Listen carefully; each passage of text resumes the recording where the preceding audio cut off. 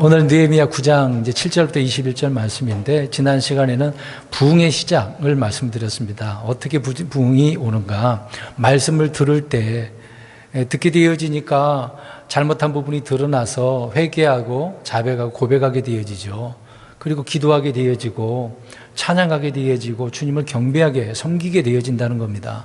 그리고 마땅히 이들이 무엇을 해야 될지를 말씀해 주고 있었던 내용들을 지난 시간에 살펴보았고요. 오늘은 그 선상에서 이제 말하고자 하는 부분이 이 사람들이 과거에 있었던 일, 역사를 쭉 읊어가면서 우리 하나님은 어떤 분이고 우리는 어떻게 살았고라고 하는 그런 내용들을 설명하고 있는 겁니다. 그러니까 오늘 본문은 레위 사람들이 백성들에게 성경을 통해서 이스라엘 역사를 설명해 주고 있는 그 내용을 보게 되어지는 거죠.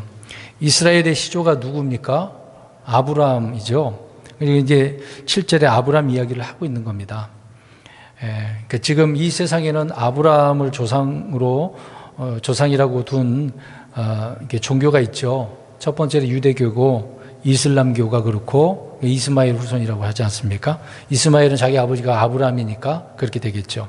그리고 가톨릭이고 또 개신교입니다. 가톨릭과 개신교는 이스라엘을 대체했다라고 그렇게 표현하기 때문에 그들을 아브라함이 조상이라고 그렇게 표현을 하고 있는 겁니다. 그러니까 참 희한한 법이긴 한데 그들 나름대로 이제 교리를 만들었겠죠. 유대인들은 아브라함과 이삭과 야곱으로 이어지는 육신적인 아브라함의 자손들입니다. 또한 유대인들은 아브라함의 씨와 줄기에 속한 자들이라고 사도행전 13장 26절에 언급을 하고 있는 겁니다. 그 내용이 사람들아, 형제들아, 아브라함의 줄기에 속한 자손들아라고 바울이 언급한 부분이 있죠. 그들에게 구원의 말씀을 보냈는데 그들이 고역한 내용들을 설명을 하고 있습니다. 그러니까 문자 그대로 유대인들은 아브라함의 자손, 아브라함의 줄기라라고 성경은 말씀하고 있죠. 우리가 알고 있는 대로 아브라함은 이집트 여인 하갈을 통해서 나온 그 장자 이스마엘을 아들이 있었고 그 다음에 사라가 죽고 나서 아브라함이 처음을 얻는 구드라에게 난 자식들도 있죠. 이삭은 이제 우리가 알고 있는 것이고, 그래서 그들이 이제 지금 이슬람을 두고 있습니다. 물론 제가 좀 찾아봤습니다. 우리가 아랍권을 다 이슬람이라고 표현하면은 그들이 좀 싫어하는 면이 있더라고요. 이란은 자기들은 이슬람이 아니라고 그렇게 말을 하더라고요. 그 어떤 글을 보니까 그런 표현이 있습니다. 근데 물론 다 그런 쪽은 이제 이슬람이라고 우리는 크게 확장시켜서 말할 수가 있는 거죠. 그리고 가톨릭은 자신들이 말씀드린 것처럼 이스라엘을 대신한 아브라함의 후손이라고 표현하고 있는 거죠. 자, 이런 내용들은 다 말도 안 되는 소리입니다. 성경은 정확하게 말씀을 하고 있기 때문에. 근데 사실상 우리 그리스도인들은 아브라함과 크게 영향은 없습니다. 아브라함과의 그 혈통과는 전혀 상관없습니다. 우리가 이스라엘 사람입니까? 우리 대한민국 사람이잖아요.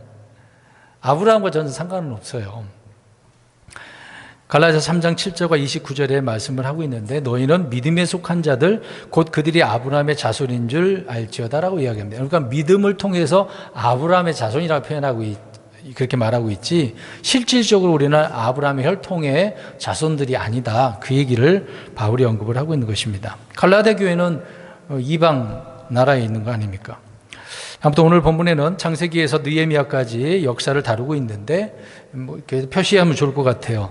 7절, 8절은 창세기 12장부터 그 전체를 다루고 있습니다. 7절, 8절, 오늘 7절, 8절 보겠습니다만은 창세기 12장 이야기하고 있고 9절은 출애굽기 1장에서부터 5장까지 역사를 담고 있고 그 다음에 10절은 출애굽기 5장 에서 12장까지 다루고 있고요. 그리고 11절은 출애굽기 14장에서 15장의 이야기를 담고 있습니다. 그리고 12절은 출애굽기 13장과 21절 그리고 민수기 9장 5절에서 21절을 말하고 있습니다. 그러니까 모세 오경을 다 기록을 하고 있는 것으로 보이는 거죠. 그러니까 레위 사람들이 이렇게 역사를 통해 이스라엘 사람들에게 쭉 뭔가 설명을 하고 있는 거예요. 그러니까 저 바벨론에서 돌아온 자들이 히브리 말도 못하는 사람이 있다고 하지 않았습니까? 거기서 태어났으니까 모른단 말이에요. 이런 역사를 제대로 들었지 않았다면 모른단 말입니다. 그래서 이런 내용들을 쭉 설명을 하고 있는 내용이 7절부터 21절 내용을 보게 되어지는 거죠. 자, 한 절씩 우리가 눈으로 보면서 말씀을 살펴보려고 합니다. 7절 보십시오. 느헤미야 9장 7절. 주께서는 주 하나님이시다고 이야기하면서 아브라함을 택하셔서 갈대아 우르에서 데리고 나오셨다. 근데 그 아브라함을 아브라함으로 이름을 주셨다라고 이야기하는 거죠. 그러니까 아브라함의 부르심부터 시작하고 있는 것을 보게 되어지죠. 하나님께서 아브라함을 갈대아 우르에서 데려 나오시고 이름을 주시는 것으로 기록을 하고 있는데, 그러니까 갈대아 우르는 어디에 있죠? 위치상, 지금의 위치상 이라크입니다. 바벨론이라고 옛날로 표현하면 바벨론이고 이라크에 갈대아 우르가 있습니다. 거기에 최남단 쪽 밑에서 불러서 하나님께서 인도하셨다라는 것을 말해주고 있습니다. 그 내용이 이제 창세기 12장 1절에 나오고 있는데, 고향 친척 아버지 집에서 나와서 보여줄 땅으로 가라고 말씀을 하셨던 거죠. 그러니까 갈대아 우르에서 그 음성을 듣고 나왔어요. 나중에 하란에 머물고 있었어요. 오랜 기간 머물고 있다가 이제 다시 떠나게 되어지죠. 아브라함은 갈대아 우르에서 데려와 또 아버지 나홀과 살았는데 그들은 우상 숭배자였다. 이 부분은 창세기 강해에서 말씀을 들었기 때문에 자세하게 드리지 않겠습니다. 아브라함은 하나님의 명령을 듣고 우르를 떠났죠. 그 내용이 또 여호수아서 24장 2절과 3절에 언급을 하고 있습니다. 여호수아가 이 내용을 똑같이 설명을 하고 있어요. 근데 아무튼 원래 이름은 아브라함이었는데 아브라함으로 개명을 해주시는 것. 또 75세의 아브라함은 하란을 떠나서 가나안 땅으로 오지 않았습니까? 근데 아브라함은 어디 사람이라고 그랬어요? 갈대아 우르에서 부르긴 했는데 어느 사람이라고 말합니까? 그러니까 창세기 강의 안 들으시는 거예요. 예, 안 들으신 거예요. 그냥 강의를 올려놨는데, 영상 올려놨는데 안 들으신 겁니다. 시리아 사람이에요. 시리아를 아람이라고 표현하기도 합니다. 그러니까 이제 적그리스도도 아시리아 그 계통과 연결되어 있죠. 유대인이어야 되고 아시리아 사람이어야 됩니다. 성경은 다 연관성이 있기 때문에 그래요. 아무튼 아브라함은 시리아 사람이고 밧닷 아람에서 또 있었고, 밧닷은 평지란 뜻이잖아요. 아람 평지에 살았다는 의미인 것인데, 리브가도 밧닷 아람에서 살았고 나중에 야곱도 밧닷 아람에서 오래 살다가 가나안 땅으로 돌아오게 되어지죠. 그래서 야곱도 시리아 사람, 또 그렇게 다 표현을 하고 있는 겁니다. 유프라테스 저편에서 가나안 땅으로 왔기 때문에 히브리 사람이라고 합니다. 히브리 사람은 강 건너 왔다. 강 건너 온 사람을 히브리 사람이라고 이야기를 하고 있습니다. 그러니까 우리가 유대인들을 향하여 여러 가지 표현합니다. 히브리 사람, 유대인. 유대인들도 지금은 이스라엘 다 표현해서 그렇게 하지, 원래는 유다 지파잖아요. 남쪽 유다가 베냐민 지파 두 지파만 있었고, 또 이스라엘 전체를 통틀어서 지금 유대인이라고 표현을 합니다. 과거에는 이스라엘 그렇게 표현했는데, 그러니까 그런 그 명칭들을 우리가 좀 이해해야 되겠죠. 그리고 이들은 종족이 다르죠. 여러분, 가나안 땅에 사는 사람 주로 함족 계열이잖아요. 함족 계열은 피부색이 어떻습니까? 주로 까만 흑인들입니다. 그 솔로몬 시대 때에도 시바 왕도 있습니다만은, 또 유대인들은 흑인들하고 많이 같이 살았고, 그러니까 여러 가지 생활 패턴에서 뭉쳐 있었습니다. 그러니까 이제 가나안 땅에 사는 사람들은 다 흑인이기 때문에 이들의 얼굴 색이 같아요, 달라요? 그러니까 아브라함부터 이제 이스라엘 사람들은 피부색이 다르단 말입니다. 그러니까 지나다니다 보면은 구별할 수 있어요, 없어요? 쉽게 구별되어지는 거죠. 저 사람은 히브리 사람들이다. 그렇게 쉽게 알 수 있는 것을 보게 되어지죠. 말씀드린 것처럼 가나안 땅은 함족 땅이고 이집트가 대부분 다 흑인입니다. 지금은 좀 피색이 달라질 수 있는데 그쪽 지역이 다 함족이에요. 그런데 시리아 사람 셈족이 왔기 때문에 얼굴만 보아도 다 아는 거죠. 7절을 지금 그렇게 말씀하고 있는 겁니다. 하나님께서는 아브라함과 언약을 맺으셨고, 그리고 아브라함 믿음의 조상이 되어진 내용을 유대인들은 누구나 다 알고 있는 상황인 것이죠. 이런 이야기를 창세기 12장서부터 이렇게 쭉 설명을 하고 있는 내용이 7절입니다. 8절 눈으로 보십시오. 이제 아브라함의 마음이 주 앞에 어떻게 보여졌는가라고 할 때 신실했다라고 표현하고 있는 거죠. 그리고 가나안 족속 설명을 하고 있고, 그 씨에게 그 땅을 주시기로 했다 라는 내용을 설명합니다. 그것은 주님께서 의로우시기 때문에 그 의를 이렇게 주셔서 이루신 것을 말씀해 주고 있는 거죠.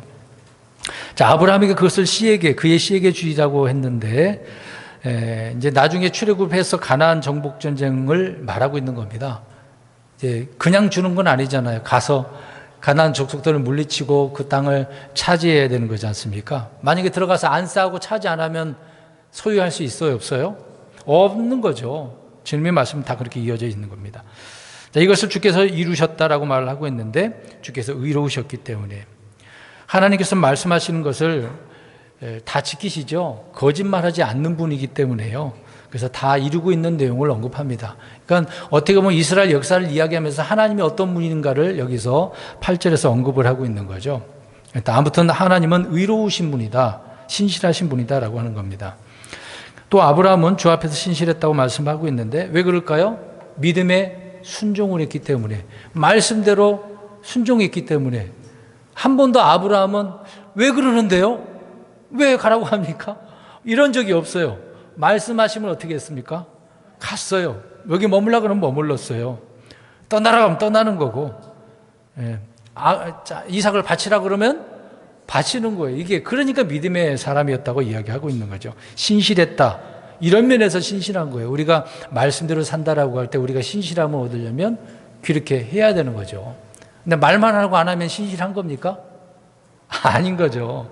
주님을 사랑합니다 그러면 사랑의 표현을 해야 되는 거잖아요. 말만 사랑하면 안 되는 거잖아요. 우리 부부가 있는데 사랑하죠?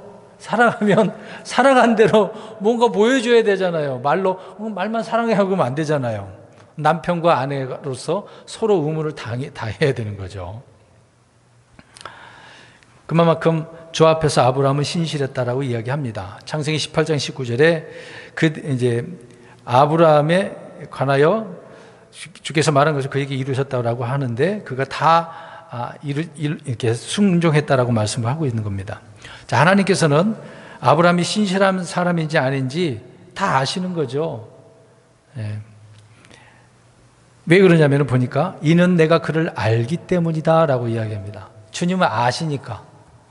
그러니까 아브라함은 그런 사람이야 라고 아는 거죠. 욥도 그러지 않습니까? 욥은 의로운 사람이야. 욥은 사실 이방인이었잖아요. 아브라함 시대에 있었던 사람인데 저 에돔 지역 동쪽에 있는 사람이란 말입니다. 근데 하나님은 욥에 대해서 잘 알아요. 입술로 범죄치 않는 사람, 하나님을 얼마나 뜨겁게 사랑하게 의로운 사람, 그렇게 표현하고 있지 않습니까? 하나님을 알기 때문에. 그럼 우리 하나님께서 우리 성도님들 아실까요, 모르실까요? 그럼 어떤 분이에요? 우리 성도님 어떤 분들입니까? 신실한 사람으로 하나님 아시고 계셔요? 창세기 25장 5절에 26장 5절에 이는 아브라함이 내 음성에 순종하고 내가 명한 것과 내 명령과 내 법규와 내 법들을 지켰기 때문이라. 보세요. 하나님 말씀대로 그대로 순종했기 때문에 신실하다라고 주님을 알고 계신다는 거죠. 말한 것을, 그래서 하나님은 아브라함에게 말한 것을 내가 친히 이루리라 라고 하셨던 거죠. 그러니까 아브라함은 주님이 명령하시면 명령을 이루고, 또 반면에 주님은 아브라함에게 하신 말씀을 또 이루시는 거, 이 서로 되는 거죠. 하나님도 이루시고 믿는 자도 이루고, 얼마나 쌍방이 기쁘고 행복하겠어요. 근데 한쪽이 틀어져 봐. 근데 하나님은 틀어질 일은 없지만 사람이 문제인 거죠. 하나님은 아브라함을 그래서 안다라고 말씀을 하고 있는 겁니다. 그래서 믿음의 조상이라고 하는 거죠. 저희 여러분들도 하나님 앞에 믿음의 사람으로 드러나려면 하나님께서 우리를 이런 식으로 알게 되어지기를 바라는 거죠. 그래서 내 음성, 내가 명한 것, 내 명령, 내 법규, 내 법들은 이렇게 쭉 같은 의미이긴 하지만 이제 그렇게 아브라함에게 말씀을 하고 계시는 것이죠. 근데 아브라함과 언약을 맺으신다라고 했는데 하나님은 아브라함을 부르실 때 그래서 약속을 주셨잖아요. 앞으로 내가 이렇게 할 것이다. 미래형으로 말씀하셨지 않습니까? 창세기 15장에서 이제 언약을 체결하셨고 씨와 땅에 대한 언약을 말씀하시죠. 그래서 아브라함의 몸에서 난 자가 상속자가 될 것이다라고. 근데 그 씨 이야기했을 때 그 씨는 누구라고 얘기했습니까? 예수 그리스도라고 바울이 단수로 이야기하죠. 씨들이라고 하지 않고 그냥 씨라고 그랬으니까.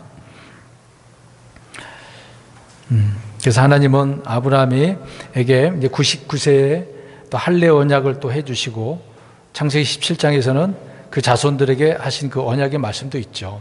17장 2절에 내가 나와 너 사이에 내 언약을 맺어 너를 심히 번성하게 하리라. 하나님의 계획이 번성하게 해서 민족을 또 나라를 이루게 하시고 또 그 나라를 통해서 하나님을 섬기게 하려고 하는, 영광을 받으시려고, 하나님을 찬양케 하려고 하는, 또 주님의 이름을 높이는 그런 백성으로, 독특한 특별한 백성으로 삼아 주셨던 것인데, 이스라엘 백성들이 가나안 땅에 들어가서 어떻게 했습니까? 그런 모습은 안 보여줬어요. 느헤미야 때 지금 다 개혁을 이루고 하나님 앞에 온전히 지금 장막절을 지켰다고 하지 않았습니까? 그때까지 이런 일이 없었다니까요. 가나안 땅에 들어가서 신실하지 못했다는 것을 알 수가 있습니다. 그래서 아무튼 하나님께서 아브라함과 맺은 언약들이 이렇게 나와 있습니다. 핵심은 이제 씨와 땅에 대한 문제인 거죠. 말씀드린 것처럼 씨는 예수 그리스도고, 땅은 그 약속의 땅, 가나안 땅을 말씀을 하고 있는 것입니다. 그 내용을 8절에 언급을 하고 있어요. 그러니까 어떻게 보면 지금의 입장에서 보세요. 이제 가나안 족속 지금 이제 그렇게 언급을 하지 않지만 옆에 있는 블레셋 팔레스타인 지금 있지 않습니까? 계속 분쟁이 일어나고 있는 거잖아요. 왜 그러냐면 그들이 이스라엘 땅에 들어와서 살고 있기 때문에 그래요. 원래 다툴 필요도 없는 거거든요. 그들과 싸울 필요도 없는데 그들이 들어와서 역사적으로 계속 싸우고 있는 겁니다. 지금도 마찬가지고요. 9절을 보시겠습니다. 이제 출애굽기로 넘어왔네요. 창세기에서 이제 출애굽기로 넘어온 내용을 언급을 하고 있습니다. 홍해 옆에서 그들의 부르짖음을 들으셨다고 이야기하고 있죠. 아브라함부터 야곱까지 순례 기간이 이스라엘의 이제 초반기 첫 번째 시기였다라고 보면은, 두 번째 시기는 이집트에서 이제 종살이 그 기간을 말하고 있는 겁니다. 다시 말해서 가나안 땅에서 순례 기간이 1기이고 이집트에서 종살이 기간이 2기이고, 그 다음에 광야 생활에서부터 가나안 정복기까지 3기이고, 그리고 가나안 땅에서 계속 살고 있는 그 이후의 시기가 이제 본격적인 이스라엘의 역사가 되는 부분이 되겠죠.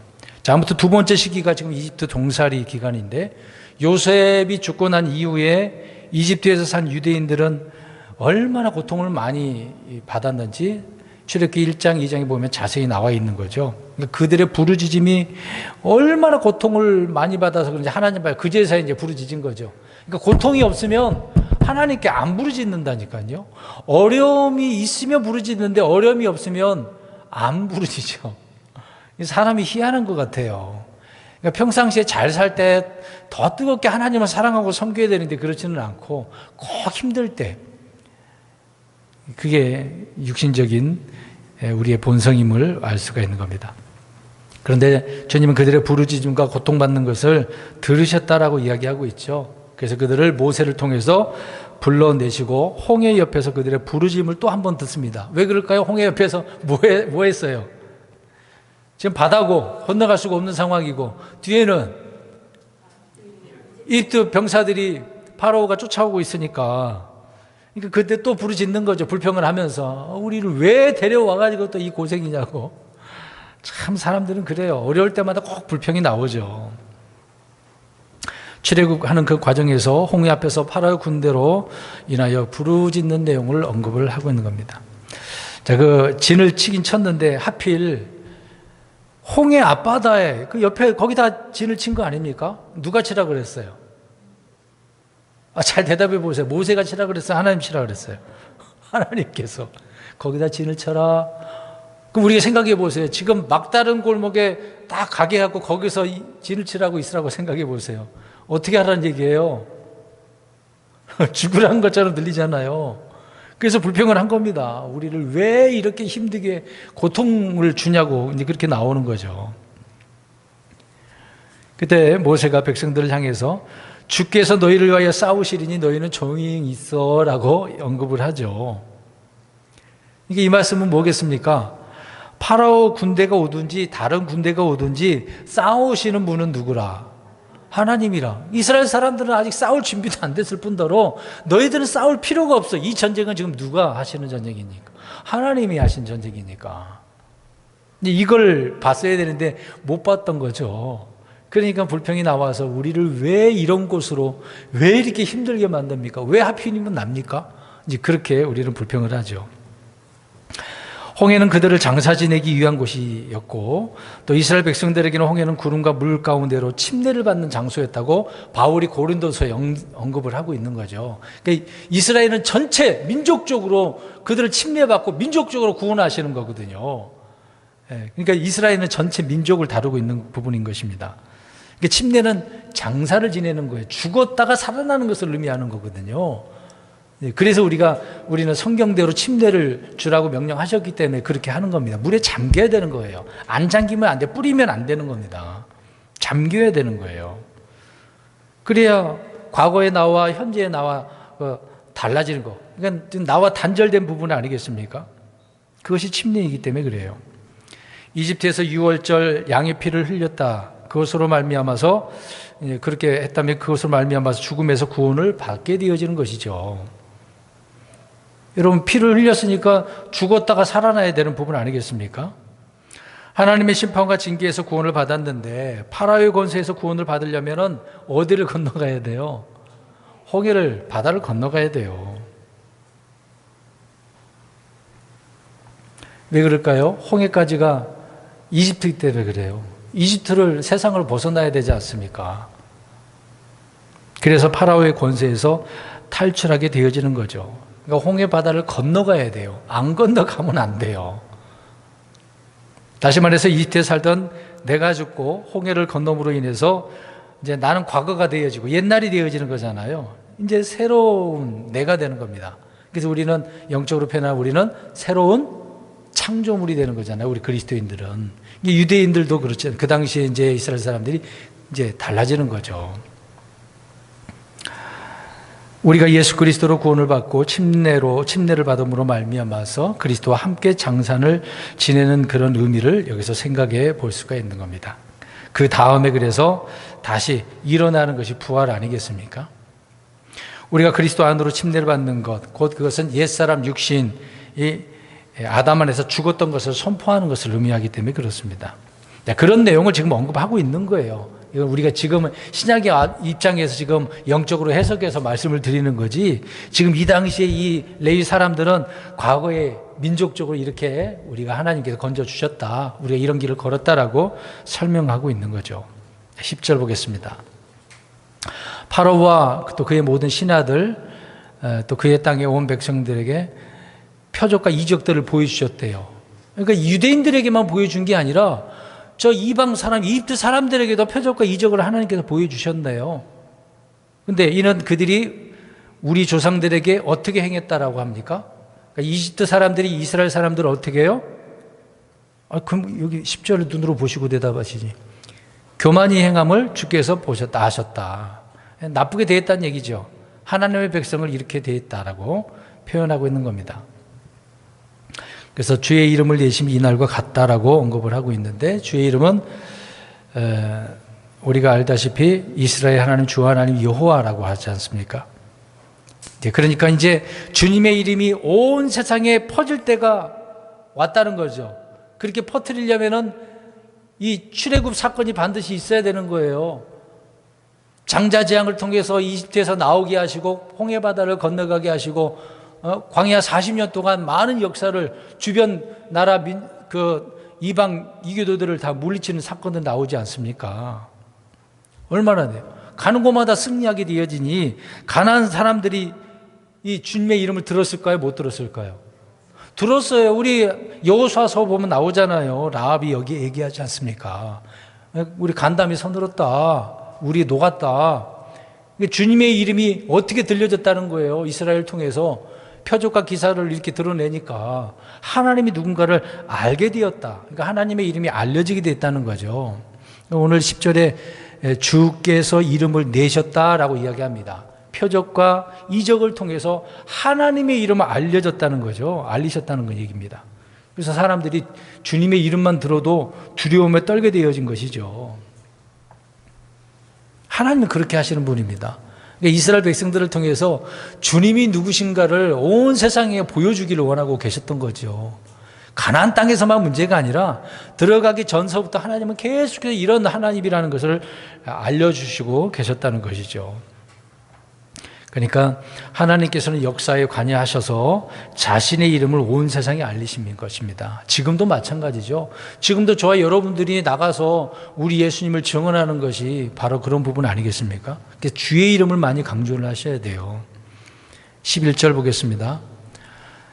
이제 이스라엘 백성들을 바다를 건너게 하시는데 바다를 가르셨다. 돌로 나눠버리신 거잖아요. 한가운데를 마른 땅으로 지나가게 하셨던 것. 이게 엄청난 놀라운 사건 아닙니까? 어떻게 이렇게 할 수 있어요? 자연을 이렇게 움직이는 자가 누가 있겠습니까? 하나님밖에 없는 거거든요. 온 세상을 창조하신 하나님 그 말씀으로 이렇게 갈라버리시는 겁니다. 엄청난 사건인 거죠. 출애굽기 14장 21절과 22절에 나오는 건데 강한 동풍으로 밤새도록 바다를 뒤로 물러가게 하셨다는 이야기입니다. 이렇게 아무리 기계적으로 동원한다 하더라도 이렇게 안 돼요. 여러분 저기 우리 용인에 가보면 큰 놀이동산 있잖아요. 거기에 물놀이 하는 데 있잖아요. 파도를 치게 하는 그 기계로 한번 파도 치게 하는 그런 기계가 있더만요. 그거는 그 조그만 것은 가능할 거예요. 큰 바다를 어떻게 이렇게 할 수가 있겠습니까? 엄청난 일이죠. 하나님께서 그렇게 하셨다라고 언급을 하고 있는 사건의 내용인 겁니다. 근데 오늘 11절의 말씀 보니까 주께서 또 그 앞에서 바다를 가르셨다라고 했는데 하나님께서는 항상 이스라엘 앞에서 있었다라는 것을 알 수 있습니다. 다시 눈으로 보세요. 주께서 그들 앞에서 바다를 갈랐다라고 이야기하죠. 뒤에서도 아니고 한가운데서도 아니고 앞서셨다. 그래서 예전에 앞서신 하나님에 대해서 설교한 적이 있었는데요. 하나님 그런 하나님이에요. 주님은 늘 앞서시는 분인 것입니다. 12절 보겠습니다. 이제 구름기둥, 불기둥 이야기를 하셔서 빛을 주신 내용을 언급을 하고 있는데 홍해를 건넌 이스라엘 백성들이 이제 광야의 그 길을 걷는데요. 밤과 낮에 이렇게 불기둥과 구름기둥으로 인도하셨다는 것을 말해주고 있습니다. 우리가 다 알고 있는 내용이죠. 광야의 뜨거운 열기, 그리고 밤에는 춥잖아요. 어둡잖아요. 또 밤에도 이동을 해야 될 필요성이 있었기 때문에 하나님은 그래서 불기둥을 주셔서 그 모든 문제를 해결해 주셨다라고 말씀을 하고 있는 겁니다.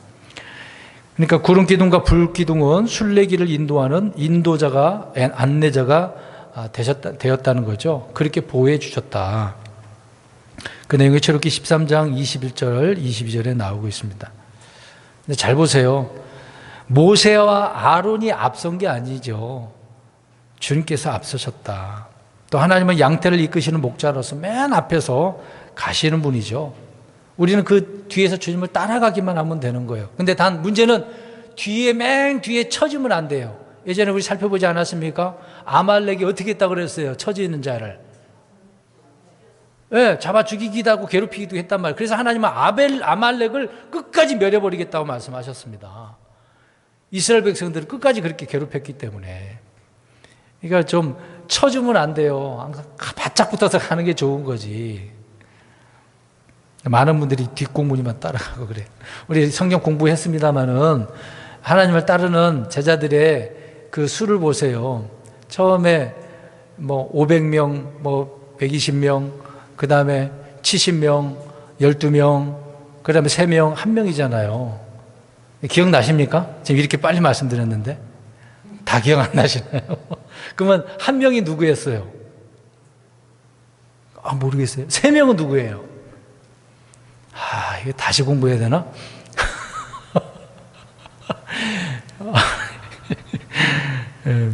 베드로, 야고보, 요한인데 1명은 요한이잖아요. 다시 공부해야 될 것 같습니다. 그러니까 바짝 주님을 따라가야죠. 뒤있고 멀리서 쳐다보지 말라고요. 그런 분들은 기회만 엿보면 막 상황 판단을 해서 피하기도 하고 도망가기도 하고 그럴지는 모르겠네요. 근데 문제는 통과하는 시간이죠. 말씀드린 것처럼 정상적으로 가나안 땅에 들어가려면 그냥 2주면 된대요. 보름이면 된다고 합니다. 이제 보통 걸음으로 걸어도 10일 이상 되는데 2주 정도 된다고 해요. 근데 몇 년이 걸렸습니까? 40년. 그 이유는 그들이 정탐꾼들의 잘못된 보고로 많이 불평하고 원망했죠. 그래서 하루를 1년으로 계산을 해서 40년입니다. 불신과 불순종 때문에 그래요. 그러니까 쉽게 갈 수 있는 길을 불순종해가지고 굉장히 어렵게 가는 겁니다. 혹시 우리 신앙생활이 그렇지 않나요? 쉽게 갈 수 있는 문제들도 어렵게 고통만 받고 괴로워하는 경우가 많죠. 주님은 어디로 인도하시냐면 이들은 갈 바를 모르고 가는 것이 아니었죠. 적과 꿀이 흐르는 약속의 가나안 땅이었던 것입니다. 아브라함에게 주시겠다라고 하는 그 땅. 그러니까 다 알고 있는 내용인데 40년 걸렸잖아요. 근데 200~300만 명이 통과한다는 게 쉬운 일입니까? 우리 성도님이 얼마 안 되니까 금방 갈 수 있어요. 지금 여기 계신 분들 따지면 차 2대면 될라나? 한 대 갖고는 안 되겠지만 2대면 되겠네요. 200~300만 명이 힘들지 않아요. 그 많은 사람을 어떻게 한 번에 옮깁니까? 못하죠. 근데 주님께서는 구름 기둥과 불 기둥으로 인도하셨고 음식을 주시고 하늘에서 또 주시잖아요. 그러니까 이런 이야기만 들으면 주변 민족들이, 가나안 민족들이 어떻겠어요? 들을 때마다 간담이 막 녹죠. 민수기 14장 14절 끝부분에 보면은 밤에는 불기둥 가운데 이 백성 앞에 가시는 것을 그들이 들었나이다. 이 민족들이 들었다는 얘기죠. 들었어, 다. 그러니까 가나안 땅에 들어오기 전에 들은 게 아니라 몇 년 동안 들은 거예요. 40년 동안 들었다니까요. 오늘 내일 하는 거 언제 오는 거야? 안 왔으면 좋겠어. 얼마나 그랬겠어요. 계속 들었어. 그들이 지나가기만 하면 그냥 우후죽순으로 넘어지니까 얼마나 놀랐겠습니까? 40년을 이렇게 하셨다라고 할 때 이것이야말로 표적이죠. 아까 처음에 10절에 표적들과 이적들을 보이셨다. 13절 보겠습니다. 시내산에 있었던 내용, 율법을 주신 내용을 언급하고 있는데요. 거기서 내려오셨다라고 이야기합니다. 내려오셨다. 지도에 예전에 설명을 드렸는데 과거에 우리가 알고 있는 그 지도 시내산이 아니에요. 거기가 아니라 바울이 갈라디아서 미디안이라 그랬거든요. 오른쪽에 요르단강 오른편. 그러니까 지금 요르단 지역이라고 보면 돼. 거기 무파산이 있어요. 무파산. 사우디아라비아 이제 그쪽 지역이 되겠습니다. 요르단 사우디아 그 지역인데 무파산이에요. 우리 여기 박예병원 그 원장님이 직접 가갖고 다 찾아가갖고 그 책을 써서 제가 보여드리지 않았습니까? 무파산입니다. 실제 거기 증거가 다 남아 있어요. 거기서 십계명을 비롯한 모세의 율법을 받게 되어지는 거죠. 근데 이것은 주님이 전사들을 통해서 제정하신 것이다라고 이야기합니다. 모세가 준 게 아니죠. 갈라디아 3장 19절에 그 율법에 대해서 언급을 하는데 그것은 약속을 받은 그 시가 오실 때까지 범법들로 인해 더해진 것이요 한 중재자의 손에서 천사들에 의해 정해진 것이다라고 바울이 언급을 하고 있습니다. 예수님께서 오실 때까지 한시적으로 율법을 그들에게 주신 거죠. 그래서 이제는 이스라엘 백성들의 율법 여전히 율법이 되겠습니다만은 그 이후에 우리는 새 언약, 새 언약이 이루어지려면은 예수님이 어떻게 하셔야 돼요? 유언이 이루어지려면 유언한 자가 죽어야 돼요. 십자가에 죽으신 그 이후부터가 신약이죠. 마태복음이 신약은 아닙니다. 죽으신 이후부터가 신약이지. 이들이 하나님의 그들을 통치하시고 하나님의 백성이 되었기 때문에 그들에게 율법을 주셨다라고 하는 내용을 13절에 언급을 하고 있는 겁니다. 이제 그런 내용을 지금 쭉 레위 사람들이 언급을 하고 있죠. 14절 눈으로 보십시오. 자, 안식일에 대한 것을 말씀을 하고 있는데요. 그 명령을 하신 내용을 말씀하고 있습니다. 자, 근데 지금 이 내용을 보니까 이 말씀은 율법이 주어지기 전이거든요. 안식일은 출애굽기 16장에서 주어졌거든요. 그러니까 율법은 19장에서 주어진 것이고, 그러니까 하나님은 율법을 먼저 주시기 전에 하늘에서 만나도 주셨고, 또 시내산 가기 전에 이미 만나가 내려왔고 만나를 내려주시면서 안식일을 알려주셨던 거예요. 그러니까 안식일을 꼭 그들은 율법적인 문제가 아니라고요. 율법 주기 전에 안식을 언급하셨기 때문에요.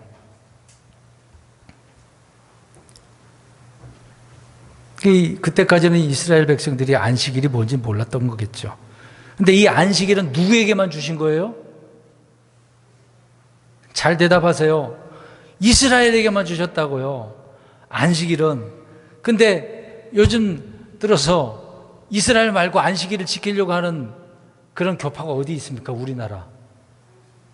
안식교, 미국이 이제 안식교하고 우리나라 안상홍 거기도 7일 그 제 말일 성도 거기도 있죠. 그리고 메시아닉 주도 마찬가지입니다. 안식일은 이스라엘 사람들에게 준 건데 왜 한국 사람이 그걸 지키려고 하냐고요. 이방 사람들하고는 이 안식일과 상관이 없어요. 분명히 주와 이스라엘 사이의 표적이었다라고 말씀하고 있기 때문에, 물론 이들은 지금 느헤미야 9장의 이스라엘 사람들이니까 그대로 받아들이겠죠. 그런데 오늘날 입장에서는 우리는 아닌 것은 분명히 구별을 해야 되겠죠. 안식일은 사람을 위해서 주신 것이다라고 언급을 또한 하고 있습니다. 그러니까 하나님께서 미리 이렇게 주셨다라고 하는 내용을 14절에 언급을 하고 있습니다. 이제 15절 보십시오. 그들이 이제 굶주림으로 인해서 빵을 주신, 또 반석에서 물을 주신 내용을 언급을 하고 있네요. 빵과 물을 주신 거, 그리고 땅을 주셨다. 만나는 누가 먹는 음식이었어요? 천사들이 먹는 음식이었어요. 천사들도 무엇을 먹었다는 거예요. 영적인 존재라고 그래서 안 먹는 게 아니에요. 영적인 존재도 먹는다니까. 저와 여러분들 나중에 우리 몸이 변화되더라도 먹어요. 우리도요. 예수님도 부활하신 다음에 변화된 몸이었는데 식사를 하셨어요? 안 하셨어요? 죄 달고 하셨잖아요. 문도 그냥 통과해버리고 그런 몸으로 변하는 거예요. 이 육신 덩어리가 아니라 변화된 몸이라고요. 아무튼 천사들의 음식을 먹었어요. 근데 천사들의 음식이 뭔지 아세요? 설교했는데 용들의 머리, 마귀, 저 나쁜 놈들, 그게 음식이에요. 성경에 그렇게 언급을 하고 있습니다. 자, 만나는 백성들이 주신 하늘의 빵이었다. 또 물이 없자 반석에서 물을 내어주신 것, 이것은 다 예수 그리스도를 예표하고 있는 거죠. 빵과 물은 다 예수님 말하고 있는 겁니다. 고린도서에 다 나오잖아요. 생명의 빵이신 예수님, 또 예수 그리스도를 통해서 성령님을 주시는 거잖아요. 요한복음 4장인가요? 수가성에서, 수가도시에서 그 여인을 만난 사건 언급을 하고 있는 것입니다.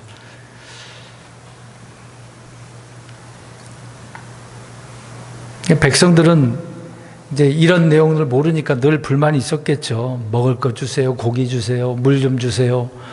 그냥 하나님 앞에 가서, 모세 앞에 가서 하나님 앞에 이거 좀 달라고 하면 좋은데 불평이 나왔다는 게 문제인 거죠. 하나님 누군지 알았다고 한다면, 모세를 통해서 주어진다고 한다면 찾아가면 될 거 아닙니까? 하나님께 좀 기도 좀 해보면 안 되겠습니까? 우리 하나님은 이집트에서 우리를 나오게 하신 분이기 때문에, 홍해바다를 건너게 하신 분이기 때문에 먹을 거 이런 거 아무 걱정 없을 것 같은데 좀 얘기 좀 해보면 안 되겠어요? 그랬으면 얼마나 좋았겠어요. 갈렙과 여호수아가 다른 정당은 다 불평하게 했지만 두 사람은 하나님이 어떤 분인가를 언급했을 때 하나님이 기뻐하셨잖아요. 그래서 갈렙과 여호수아는 죽지 않고 어떻게 했습니까? 가나안 땅에 들어갔잖아요. 이런 믿음의 말을 했으면 얼마나 좋았겠어요. 그런데 불만을 토로한 거죠.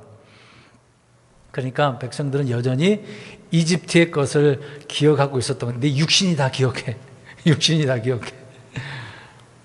그게 먼저 생각났다는 거죠. 그러니까 땅에서 난 육신은 땅에서 난 것들을 더 좋아해요. 왜? 우리는 어떻게 만들어졌으니까. 흙에서 났으니까. 흙에서 흙으로 돌아가는 거죠. 이제 이런 문제에 있어서 우리는, 특히 이제 설교 시간을 잠깐 얘기해 보면, 제가 이제 성경만 갖고 지금 계속 이야기하잖아요. 그러면은 이제 여기에 관심 있는 분들은 또 귀를 쫑긋 세우셔서 들을 텐데, 이런 부분에 이제 관심이 좀 부족한 분들은 잘 귀에 안 들리는 거죠. 근데 설교할 때 예화를 하고 재미난 이야기를, 뭐 있었던 사건들을 가지고 영상을 보여주고 그러면은 어떨까요? 졸지 않으시고 잘 들으실 거예요. 지금은 안 졸리시죠? 우리 육신적인 사람이기 때문에 그래요.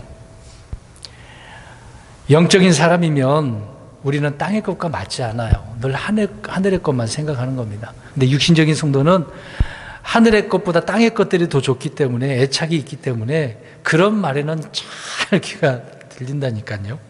마귀도 그래요. 마귀 들린 사람도 그래요. 하나님 말씀 딱 누군가 하면 안 듣고 세상 이야기, 이 땅의 이야기를 하면은 잘 듣고 대답을 한다니까요. 그게 참 희한한 것 같아요. 저는 그런 일들을 많이 경험했고요. 우리 성도님들에게 말씀드린 적도 있었습니다. 자, 계속해서 15절에 보니까 주님께서 그들에게 약속을 하셨는데 이 약속한 것들을 받으려면 어떻게 해야 될까요? 약속한 것들을 받으려면 인내해야 되겠죠. 인내해야 돼요. 광야 40년 동안 잘 있어야 돼요. 믿음과 순종이 필요한 거죠. 그래서 시험하는 거다라고 말씀을 하고 있는 겁니다. 16절 보겠습니다. 조상들이 어떻게 행했대요? 교만히 행했다. 하나님은 약속을 하셨는데 이스라엘은 교만히 행해서 목을 곧게 해가지고 주님의 명령에 귀를 기울이지 않았다. 하나님을 신뢰 안 했다는 거예요. 지금도 마찬가지입니다. 우리는 쉽게 육신 육권을 갖고 있잖아요. 한 권으로. 더군다나 우리는 킹제임스 성경을 보고 있는데 그냥 가지고 있다고 해서만 그 사람이 믿음 생활 잘하는 게 아니라니까요. 교리 공부했다고 해서 믿음 생활 잘하는 게 아니라니까요. 그 많은 지식을 배웠다고 하면 그 지식의 말씀을 잘 소화해서 순종하느냐 안 하느냐가 중요한 것이지, 순종도 안 하면서 자기 지식만 강조하면 뭐 하겠습니까? 하나님 안 기뻐한 거죠. 자, 17절 보겠습니다. 순종하기를 거부했다고 또 언급을 하고 있네요. 또 주께서 행하신 이적들은 마음에 두지도 않아. 뻣뻣해. 자, 여기에 하나님의 하신 일과 이스라엘의 한 일의 대조가 기록되어져 있네요. 이스라엘은 교만이 행했고 목이 굳었어요. 명령에 기울이지 않고 순종을 거부했어요. 주께서 자기들에게 이적들을 한 거 생각하지도 않았어요. 대장 하나를 세워가지고 어디로 가고 싶었어요? 실제 이런 내용이 나오잖아요. 이스라엘이 행한 그런 문제가 16, 17절에 이렇게 언급을 하고 있네요. 7가지입니다. 7가지. 주님이 이스라엘 죄를 지적한 것이 7가지 있는데 이것은 광야 40년의 역사적인 사실입니다. 10번이나 또 하나님 시험하지 않았습니까? 하지만 주님은 어떤 분이시라고 그래요? 항상 어떤 분이에요? 용서, 은혜가 풍성하시고 궁일이 풍성하신 분, 분노하기를 더디하시는 분, 큰 친절을 베푸시는 주님, 그런 주님이라고 언급을 길게 17절 후반절에 써 있지 않습니까? 하나님이 기꺼이 용서하신 분이래요. 기꺼이 용서받으려면 어떻게 해야 돼요? 잘못했으니까. 하나님 잘못했어요. 그러면 될 거 아닙니까? 그럼 하나님이 기꺼이 용서해 준대잖아요. 용서해 줄까 말까 그런 것도 아니고 기꺼이 해 주신대잖아요. 그런 친절을 베푸시는 하나님을 기억해야 되는데 기억을 깊이 생각하지 않았다. 못했죠? 자, 옆사람 쳐다보고 참 못됐다 한번 해보세요. 참 못됐다. 누가 못했어요? 옆사람 보고 가슴을 치고 한번 못됐다. 못됐다. 스스로 해보시라니까. 18절 보겠습니다. 참으로 그들이 자기들을 위해 부어 만든 송아지를 만들고, 그게 하나님이라고 또 언급을 하고 있네요. 모세가 산에 올라간 사이에 자기들을 위해 송아지를 만들어 소를 만들었어요. 송아지. 이게 출애굽기 32장에 나오지 않습니까? 그 송아지 한 마리를 만들었는데 이것들은이라고 하고 있네요. 근데 한 마리 만들었는데 이것들이라고 그래요. 이게 엘로힘이 복수이기도 하고 단수이기도 하거든요.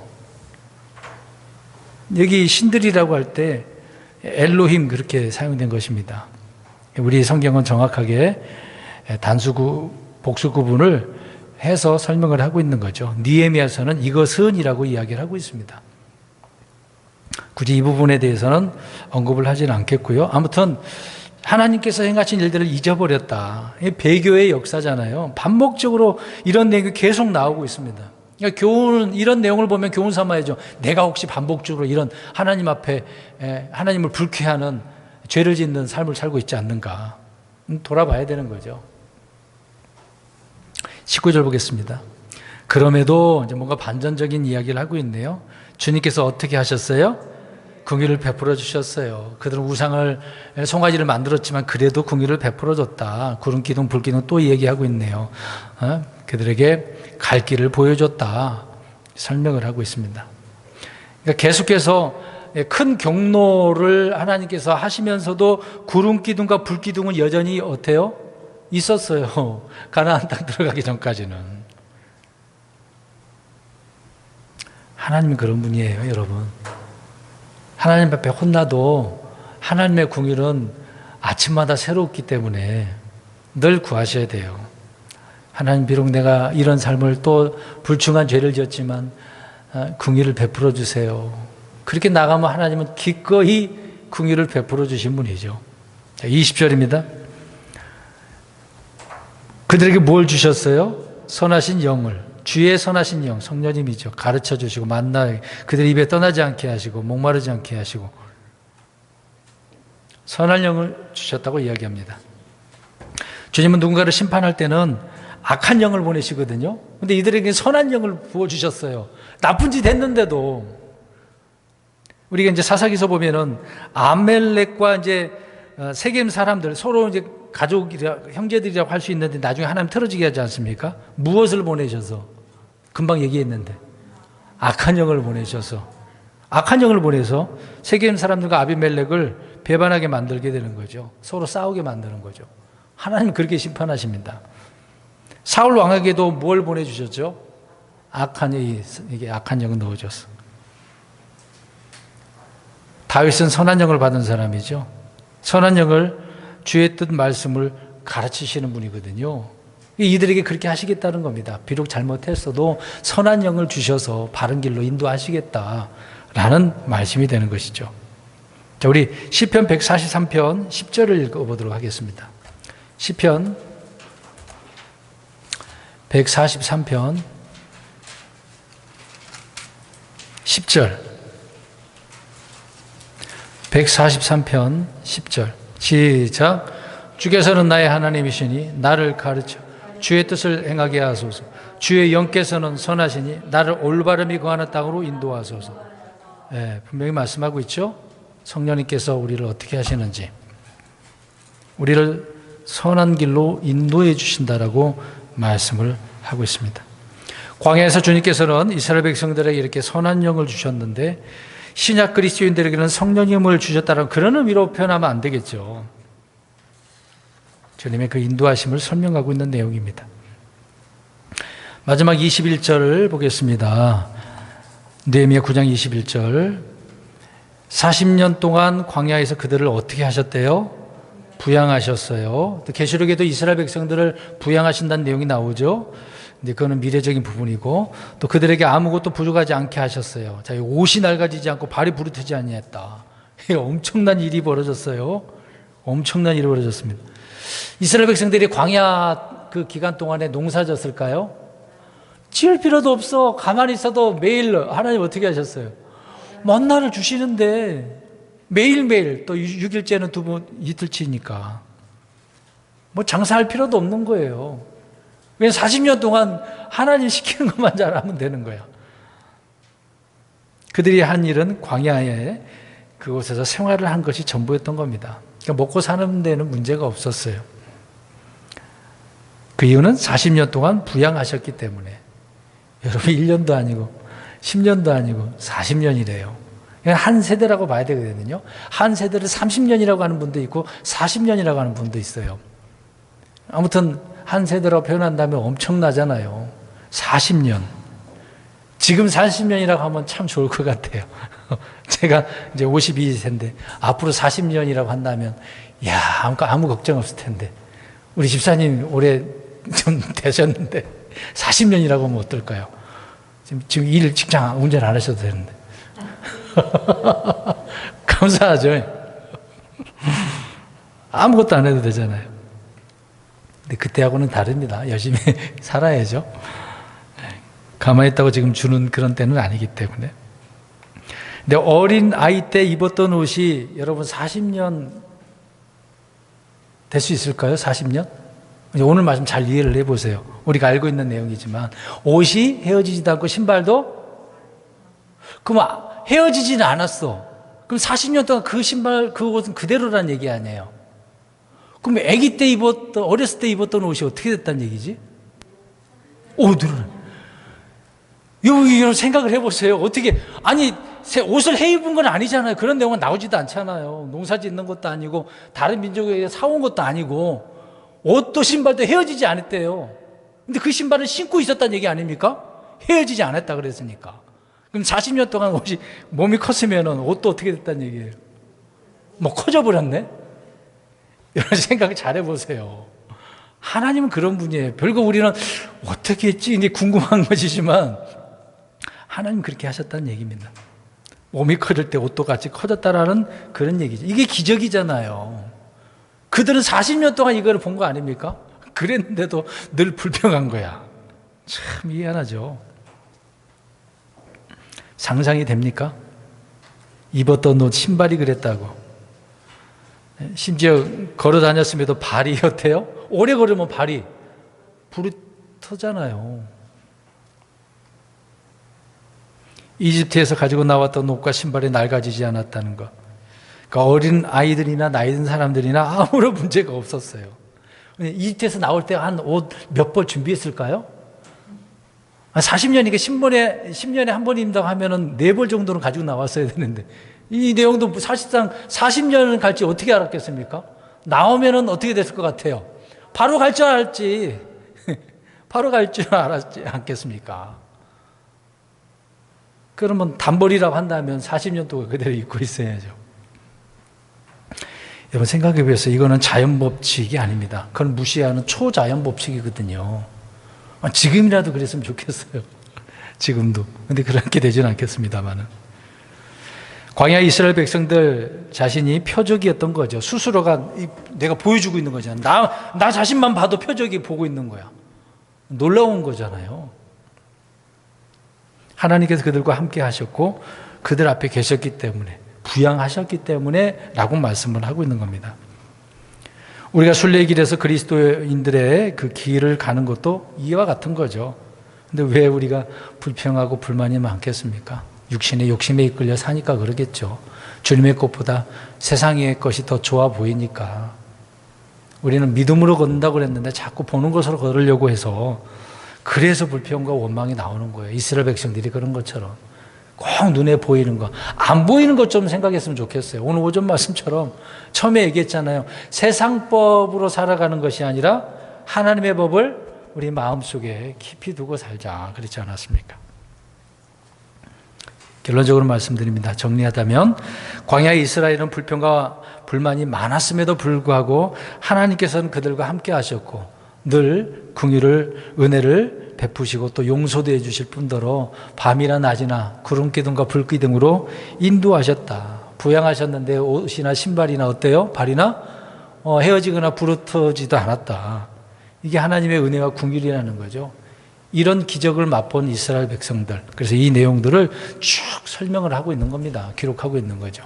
우리는 이런 사실들을 보면서 하나님께서 어떤 분인지를 알고 우리 그리스도인들도 살아가는 모든 삶을 통해서 하나님의 신실하심과 또 일하시고 계시고 또 그것을 경험하며 살아가는 저와 여러분이 되시기를 저로 축원합니다.